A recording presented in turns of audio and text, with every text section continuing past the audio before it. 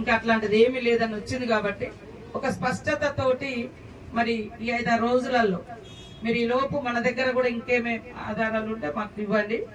అది ఏదున్నా లేకునే అది ఆఫీస్ గా కొనసాగుతుంది కాబట్టి అది అట్లనే కొనసాగించాలనేదే మేము మన అందరి యొక్క ఉద్దేశం, లక్ష్యము.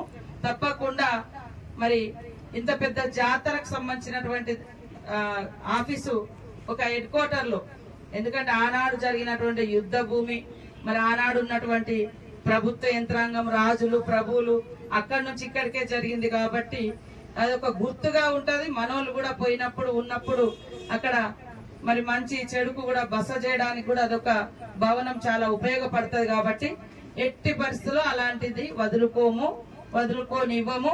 సీఎం గారికి కూడా స్పష్టంగా వివరాలు చెప్పి తప్పకుండా ఆ స్కూల్ పిల్లలకు ఇంకా కావాలంటే బయట ఒక స్కూల్ ఏర్పాటు చేయించడానికి కూడా అట్లా కూడా హామీ ఇప్పించి వాళ్లకు మనకి ఇబ్బంది లేకుండా చేస్తానని ఈ సందర్భంగా తెలియజేస్తూ, ఎందుకంటే ఎండాకాలం మీరు అందరూ కూడా తిండి తిప్పలు లేకుండా మరి ఇక్కడ కూర్చున్నారు కాబట్టి దయచేసి ఈ రోజు విరమించి భక్తులు కూడా వచ్చిపోయేటోళ్లకు ఆందోళన రాకుండా మన దగ్గరకు వస్తున్నారు కాబట్టి అందరూ సాఫీగా వెళ్లేటట్టుగా చేస్తూ ఒక 4-5 రోజులు నాకు టైం ఇవ్వండి. నేను యాక్చువల్ గా ఇవ్వాలనే కానీ కొంతమంది అధికారులు గాని ఒక స్పష్టత లేనటువంటి ప్రకటనతో ఆందోళన మూలంగానే ఈ రోజు ధర్నాకు దిగడం జరిగింది.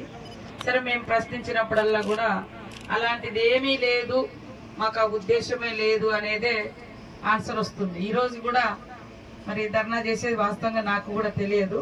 మీ ధర్నా అవుతుందంటే మళ్ళీ కమిషనర్ని అడిగిన నేను, మరి అధికారులను మా పూజలందరినీ పిలిచి మాట్లాడి అసలు మీరు ఎందుకు ఆలోచన చేస్తున్నారు అనేది అడిగినప్పుడు నేను ఆల్రెడీ చెప్పిన మేడం, మేము తీసుకోము, జస్ట్ ఎందుకంటే పాత బిల్డింగ్ కూలగొట్టి ఆ పిల్లలు చదువుకునే స్కూల్ కూలగొట్టినాం కాబట్టి తాత్కాలిక షెల్టర్ కోసమే ఇది వాడుతున్నారు, అంతే తప్ప పర్మనెంట్ కాదు అనేది నాకు కూడా స్పష్టత, ఆ రకమైనటువంటి మాట చెప్పడం జరిగింది.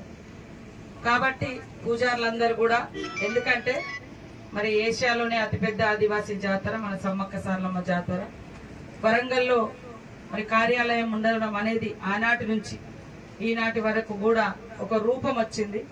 ఇప్పుడు మనం ఇప్పుడున్నటువంటి ప్రజెంట్ సిచ్యువేషన్ లో భూములు దొరకాలన్నా కొత్తగా మళ్ళీ అక్కడ మనం కట్టుకునేటువంటి పరిస్థితి ఉంటుంది.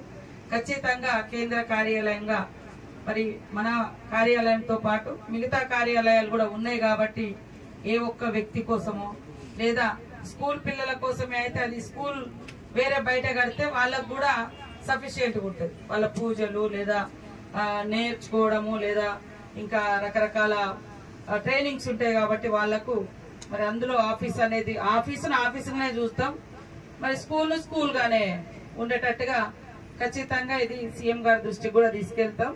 ఆయన కూడా ఒక నమ్మకం విశ్వాసంతో ఉన్నటువంటి వ్యక్తి సమ్మక్క సారలమ్మ అంటే కూడా. కాబట్టి ఈ రోజు మీరు చేస్తున్నటువంటి ధర్నాను ఈ రోజుతో ముగించి ఒక 5-6 రోజులు, ఎందుకంటే ఎలక్షన్ కోడ్ కూడా ఉంది కాబట్టి ఒక స్పష్టమైన జీవో రావాలన్నా హామీ ఇవ్వాలన్నా 5-6 తారీఖు తర్వాత 6 తారీఖు తర్వాత ఉంటది.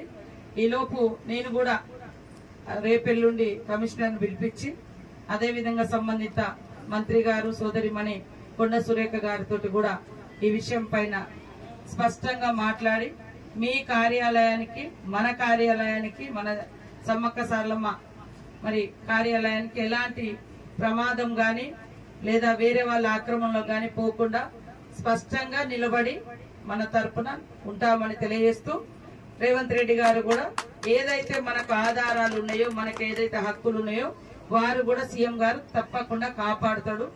వారి దృష్టి దాకా ఇంకా పోలే వాస్తవానికి, ఎందుకంటే కలెక్టర్ గారు మాట్లాడుతున్నారు.